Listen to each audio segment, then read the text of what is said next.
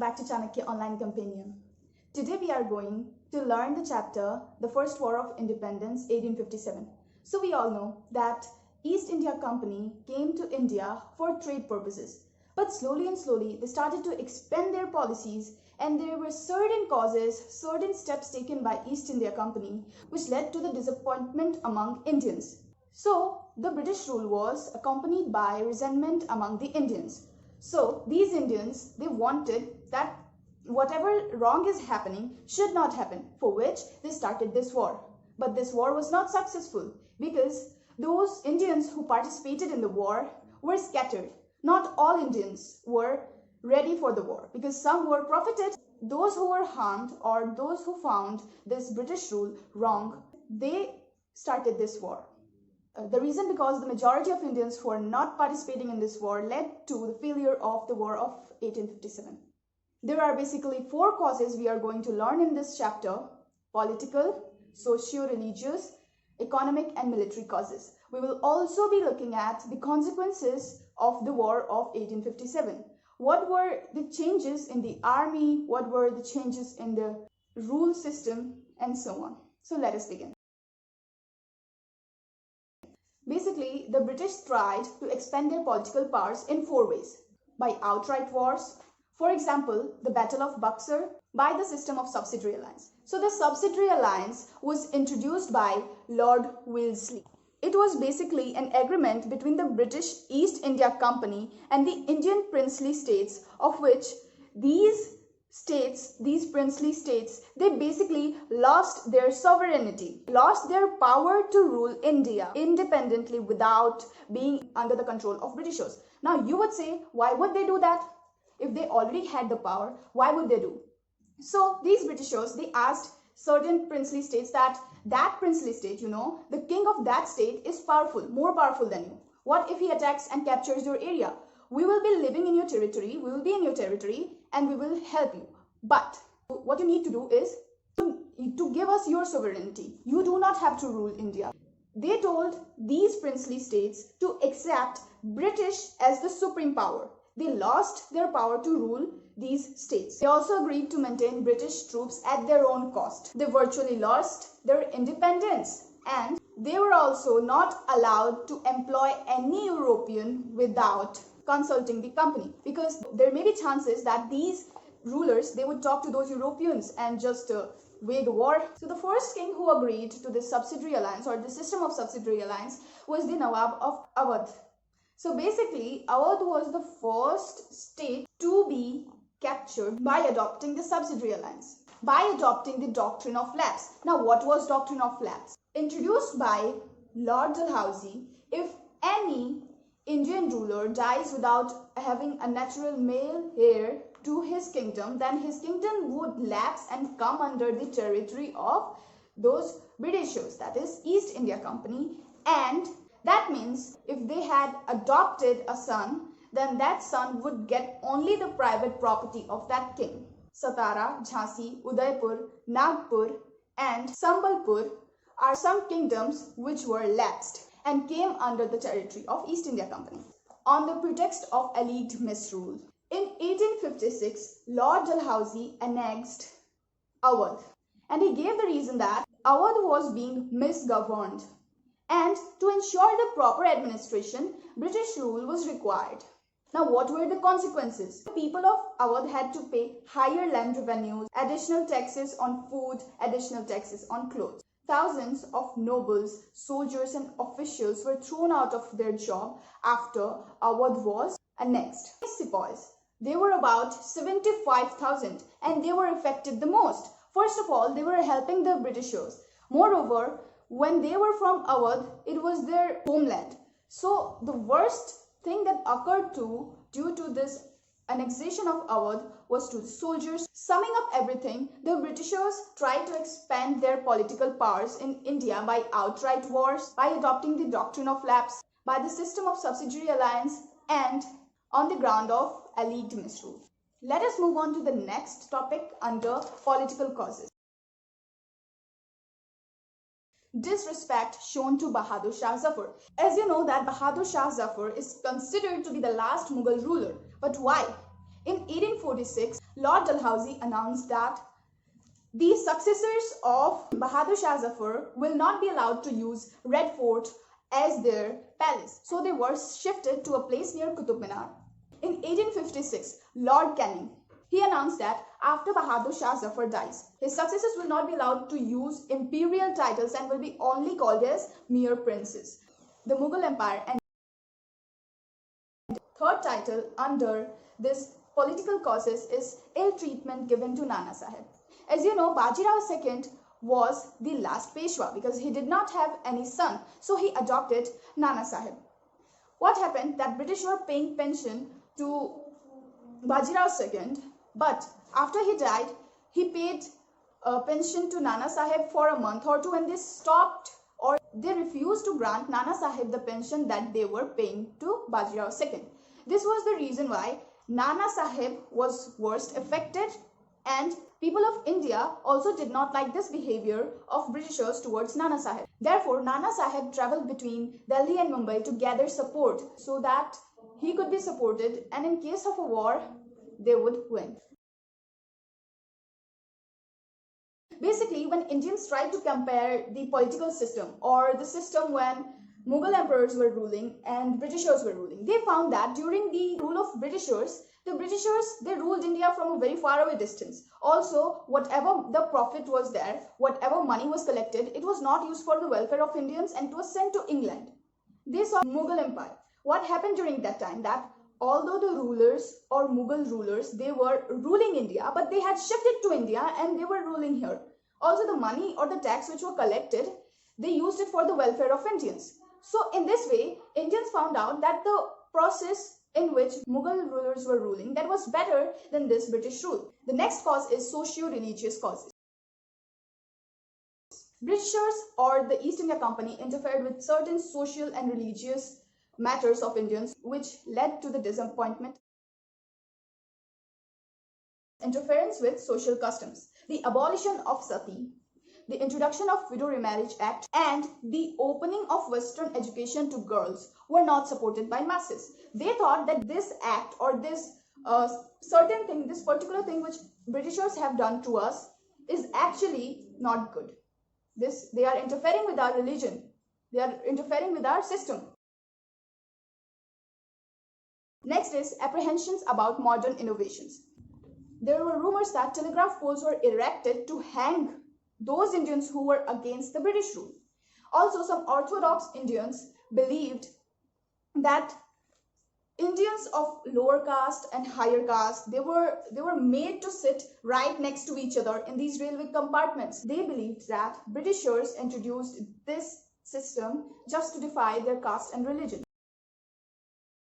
Policy of racial discrimination. The British officers were rude and arrogant towards Indians. First of all, they called Muslims as unfaithful. They believed that they were superior to Indians. They ill-treated and insulted Indians. So certain act of unjust discrimination alienated the British from the Indian masses.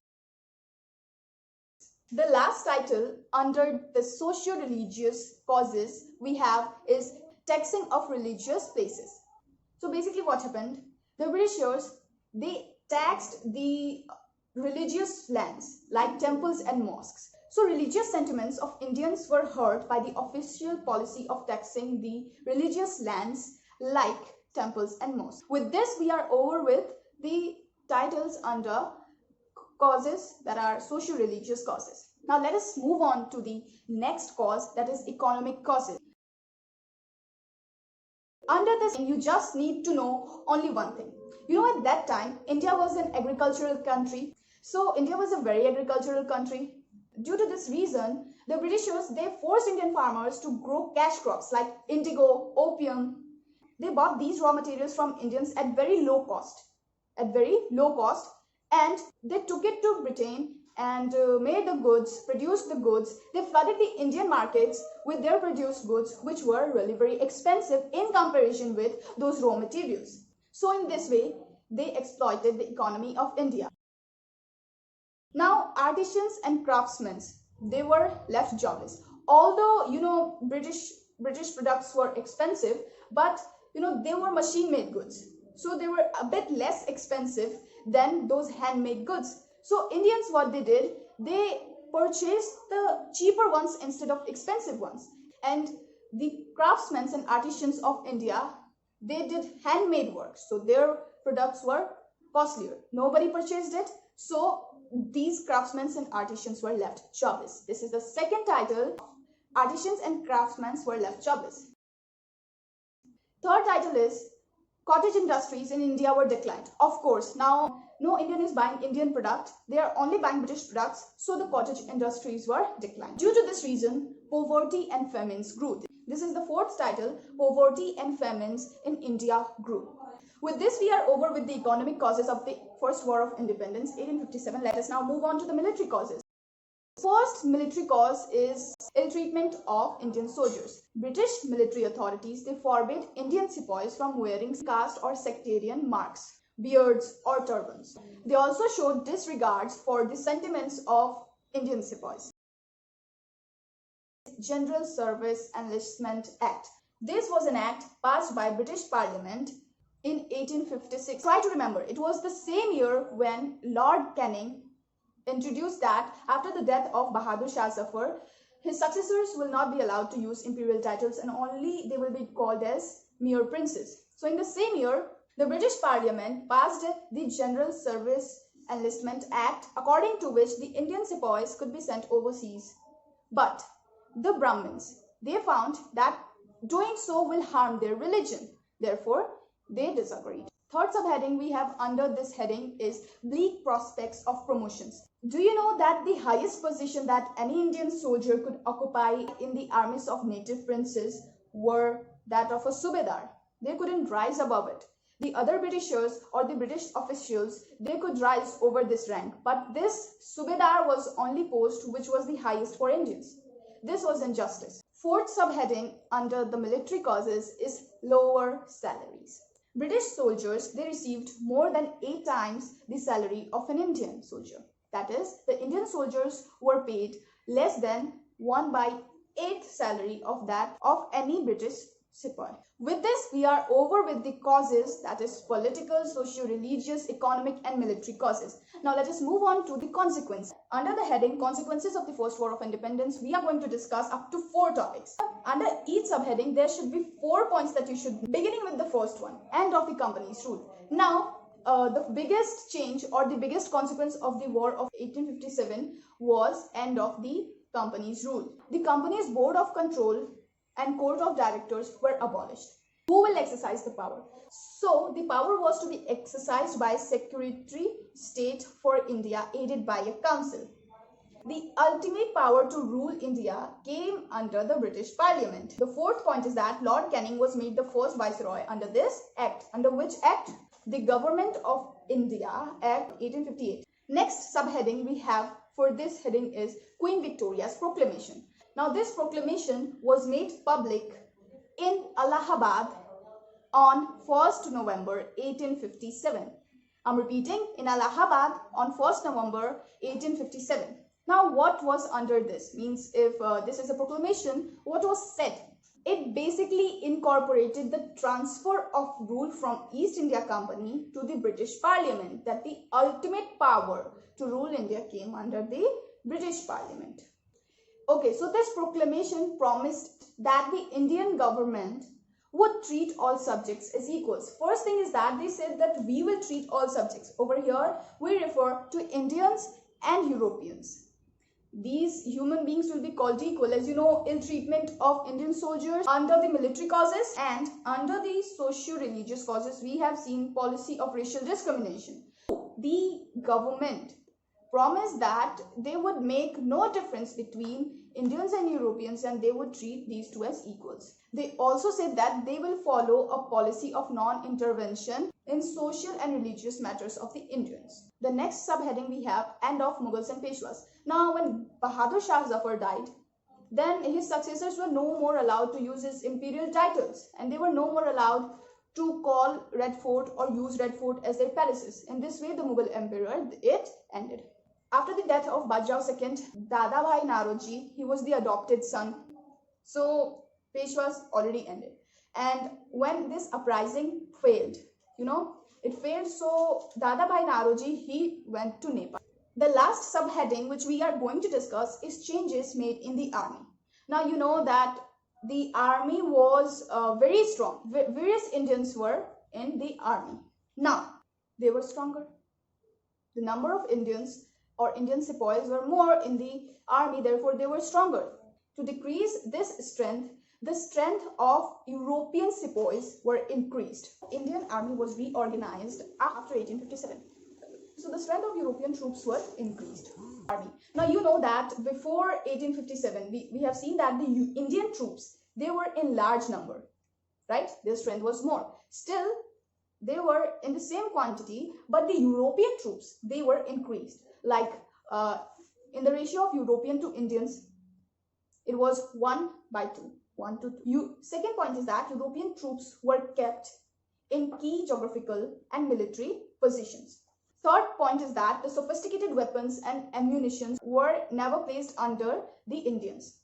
Newspapers, journals, and nationalist publications, these were prevented from being reached to Indian sepoys because these Britishers wanted to keep them different. Britishers wanted to keep the Indian army separated from the rest of the population of India so that they could not know what's happening in India, and hence they will never want to wage a war. Now that we have completed the chapter, let us have a short summary. We're discussing the causes of the First War of Independence. We need to know the political causes, that is the policy of expansion, then the disrespect shown to Bahadur Shah Zafar, ill treatment given to Nana Sahib, and absentee sovereignty of the British.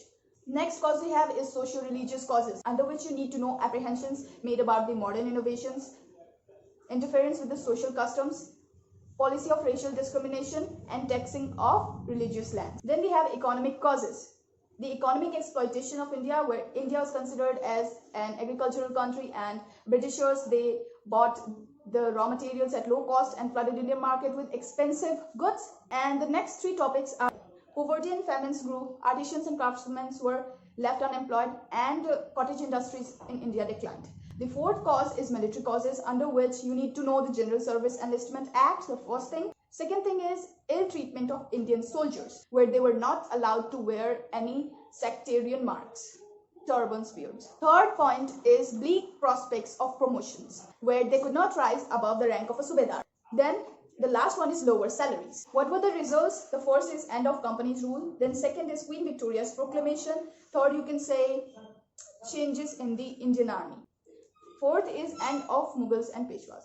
So with this, we are over with the chapter. I hope that you find this video helpful. And one thing for sure, revise the chapter after a month or two so as to retain more of the information. And if you do in this manner, you will not forget things very easily.